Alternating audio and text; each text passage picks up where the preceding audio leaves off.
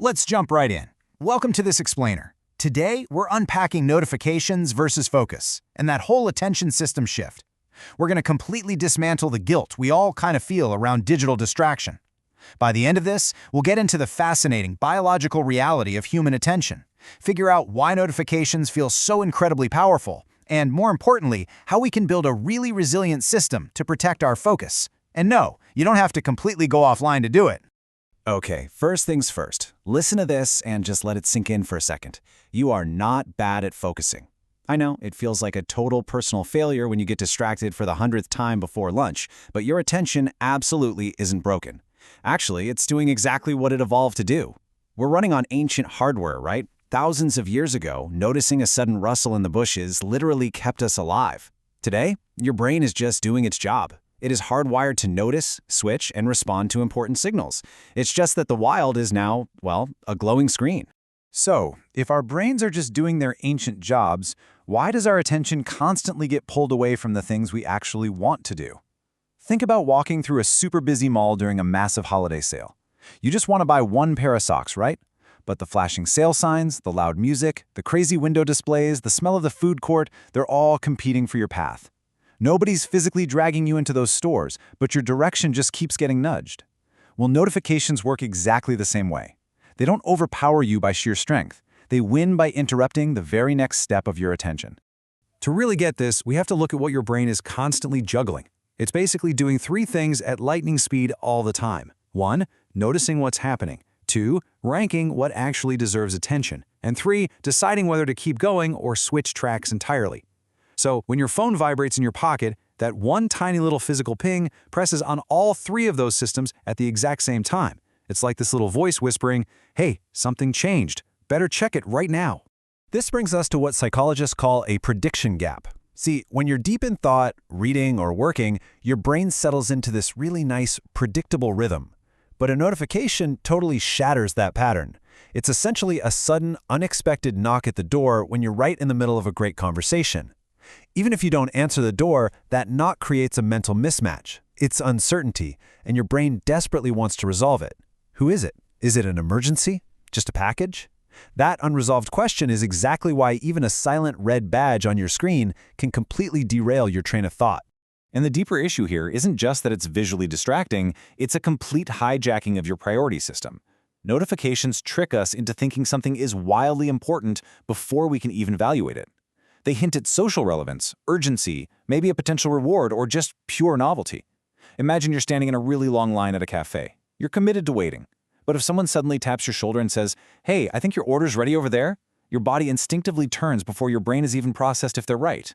Notifications are priority interrupts. They feel incredibly important right up until you open them and realize they aren't. Now here is where the real hidden tax of all these interruptions lies. The cost isn't the 3 seconds you spent glancing at the distraction. It's context loss. Context is that invisible mental scaffolding around whatever you're doing, what the task is, why you're doing it, all the tiny details you're holding in your head. Losing that is exactly like slamming a book shut right in the middle of a really complex, intense scene. When you come back to it later, you don't just magically pick up the exact sentence you left off on. You have to reread paragraphs, remember where the characters were, and basically re-enter the entire story.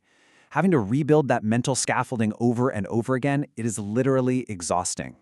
This sets up a completely unfair fight inside your head. In the exact moment of distraction, your brain isn't rationally weighing your long-term life goals against the funny meme.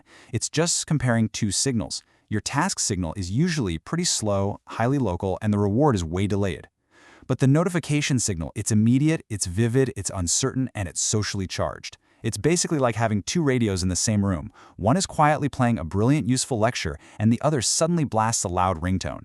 Obviously, the loud radio grabs your ear first. The notification wins the first round just because it's the louder signal. So the absolutely crucial takeaway here is that this conflict is entirely structural. Your focus is a coordination system, right? It's trying to protect continuity, sustain your context, and get you to that delayed payoff. But notifications are external signals specifically engineered to shatter that. They push for immediate reevaluation, rapid uncertainty reduction, and constant switching. These aren't just equal forces coexisting. They are fundamentally, mechanically at odds with each other. Okay, so how do we actually fix this? Well, we have to completely reframe how we think about focus. It is not some frozen, zen-like mood you just magically fall into, and it's definitely not some heroic act of willpower. Instead, think of focus as a stability condition. It's exactly like balancing a bicycle. You don't stay upright on a bike by freezing totally solid in place. You stay balanced by making constant, tiny corrections while you keep moving forward. Your mind is doing the exact same thing, constantly adjusting to keep your main task front and center while actively pedaling past all the distractions in the background.